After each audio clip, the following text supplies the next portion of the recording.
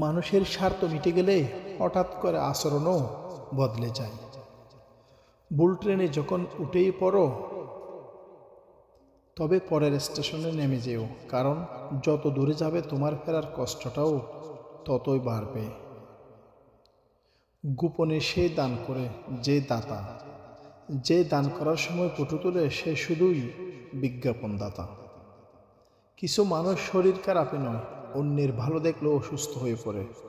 তুমি যেদিন একা থাকতে থাকতে ভালো থাকার কারণটা খুঁজে পাবে, সেদিন থেকে আর কেউ তোমার খারাপ করতে পারবে না।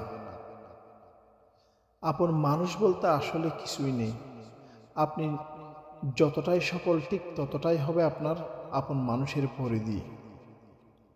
তার কাছে কখনোই সময় প্রত্যাশা করা উচিত নয়, যার কাছে তোমার জন্য ব্যস্ততার অজুহাত সবসময় প্রস্তুত থাকে।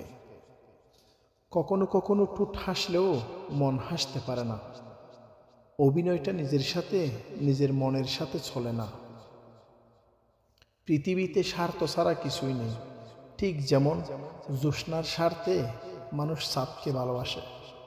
অন্যের কথা শোনা মাত্রই উত্তেজিত হবেন না, আগে তার কথাটির সত্যতা যাচাই করুন। আসলে আমরা ভালো নেই, ভালো থাকার নাটক করি। হাসিটা তবুও ঠোঁটে লেগে ভিতরে গুমড়ে মরি।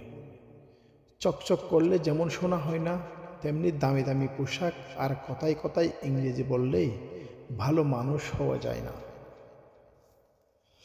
ক্ষমা তাকেই করো যে অজান্তে ভুল করে, তাকে নয় যে জেনে বুঝে বেইমানি করে।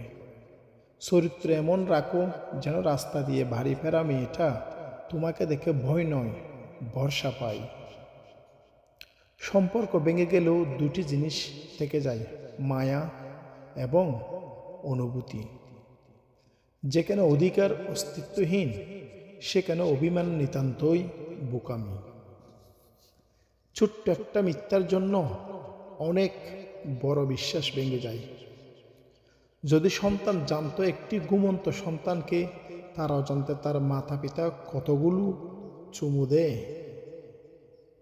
সেই চুমুতে কতটা হৃদয় নিংড়ানো ভালোবাসা থাকে, তবে মাতা পিতার সামান্য কষ্টে সন্তানদের জীবন কুরবান করে দিত। একবার হৃদয় দিয়ে অনুভব করো আপনার মাতা পিতা কতটা শূন্যতা অনুভব করে আপনার একটু ভালোবাসার জন্য।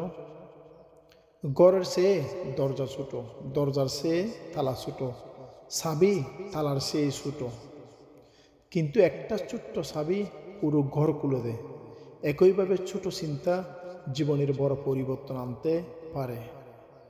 অসংখ্য ধন্যবাদ সম্পূর্ণ ভিডিও দেখার জন্য। এরকম ভিডিও পাওয়ার জন্য আমাদের পেজে যুক্ত হয়ে যাবেন ইনশাআল্লাহ।